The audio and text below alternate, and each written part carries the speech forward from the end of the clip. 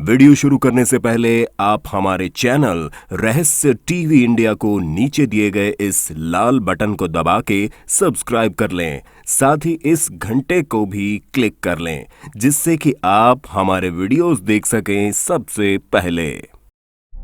दोस्तों, हमारी बहुमूल्य पृथ्वी रहस्यों से भरी पड़ी है। रहस्य के साथ ही हमारी पृथ्वी ने अपनी गोद में सैकड़ों बहुमूल्य खजाने छुपा रखे हैं। इन खजानों को निकालने के लिए पूरी दुनिया में कई जगह पे बड़े और गहरे गड्ढे बनाए गए हैं। इनमें से कुछ गड्ढे तो इतने गहरे हो चुके हैं कि उनके सामने बड़ी बड़ी झील भी छोटी लगती है। पृथ्वी के अंदर जितना भी धातु और पेट्रोलियम पदार्थ इत्यादि मौजूद है वो सब कुछ हजार फीट या कुछ किलोमीटर की गहराई में है। लेकिन इसके बाद पृथ्वी के अंदर क्या है, इस सवाल का जवाब तलाशने के लिए कुछ लोगों ने पृथ्वी में सबसे गहरा गड्ढा खोदा। इन लोगों ने कितने किलोमीटर की गहराई तक गड्ढा खोदा और गड्ढे को खोदने के बाद उन्हें क्या मिला, इस सवाल का जवाब आपको इस वीडियो में मिलेगा, इसलिए वीडियो को लास्ट तक जरूर देखें। चलिए फिर देखते हैं इंसानों द्वारा बनाए गए दुनिया के 7 सबसे बड़े गड्ढे कौन से हैं। Number 7, Diavik diamond mine. Diavik diamond mine को दुनिया का सबसे खूबसूरत डायमंड माइन कहा जाए तो गलत नहीं होगा। खैर, दुनिया इसे माइन की खूबसूरती के लिए नहीं बल्कि इस माइन से निकले हीरों की खूबसूरती की वजह से जानती है। दियाविक डायमंड माइन कनाडा के सबसे बड़े डायमंड माइन में से एक है। ये डायमंड माइन कनाडा के नॉर्थ स्लेव रीजन में लार्कडे ग्रास आइलैंड पे मौजूद है। इस आइलैंड पर हीरे की मौजूदगी का पता 1992 में चला था, लेकिन आइलैंड पे होने के कारण खुदाई शुरू होने के पहले कई चुनौतियां थीं। यह आइलैंड एक रिमोट एरिया में था, आने जाने की कोई सुविधा नहीं थी। चुनौतियों के बावजूद खुदाई का काम शुरू हुआ और 2003 से यहाँ डायमंड की खुदाई शुरू हुई।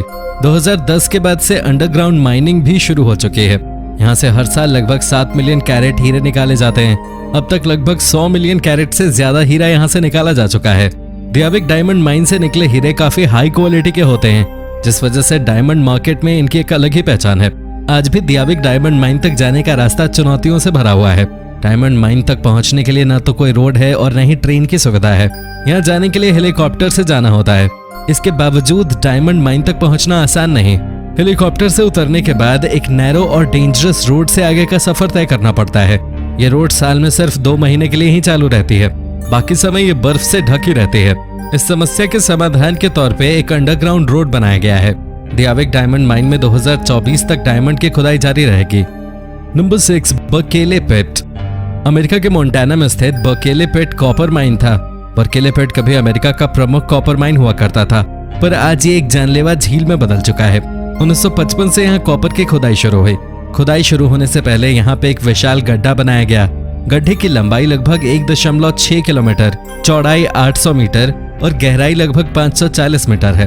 1955 से 1982 के बीच बर्केले पिट से कॉपर निकाला गया।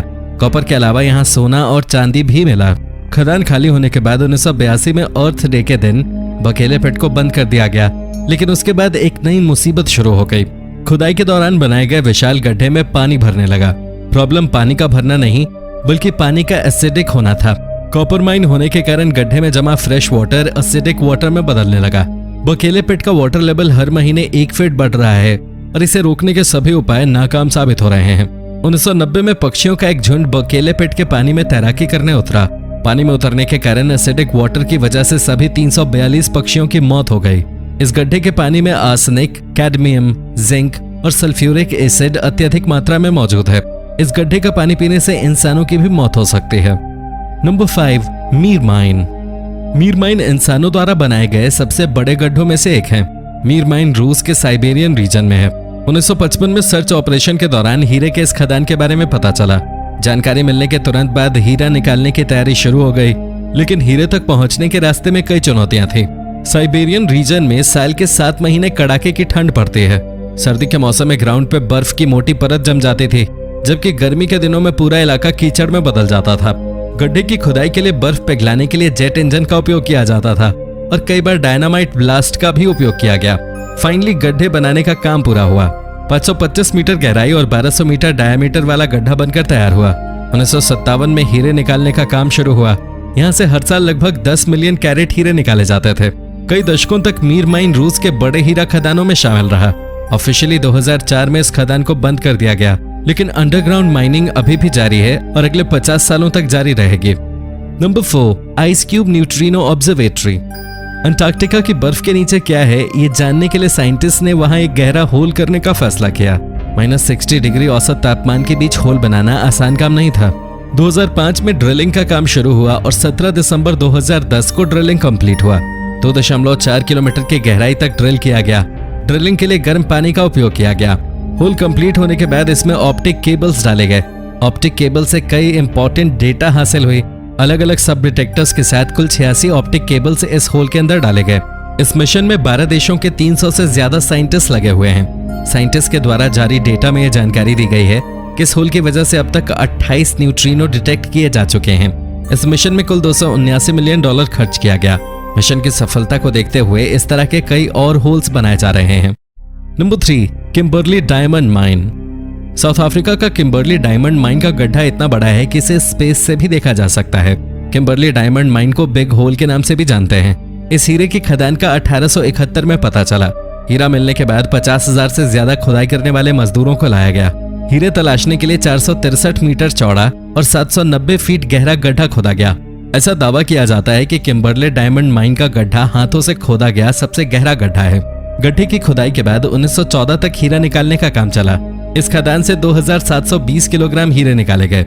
इस खदान से कई बेशकीमती हीरे भी मिले थे जिनका आज भी कोई जवाब नहीं है। 1914 में खदान बंद होने के बाद इस जगह को टूरिस्ट डेस्टिनेशन बना दिया गया। Number 2, Bingham canyon mine. America की यूटा स्टेट में स्थित बिंघम कैनियन माइन दुनिया का सबसे बड़ा कॉपर माइन होने के साथ ही दुनिया का सबसे बड़ा गड्ढा भी है। अमेरिका के कुल कॉपर प्रोडक्शन में 25% हिस्सेदारी इसी कॉपर माइन की है। 1906 से खुदाई शुरू होने के बाद से खुदाई अब तक जारी है। यहाँ से अब तक 19 मिलियन टन कॉपर निकाला जा चुका है।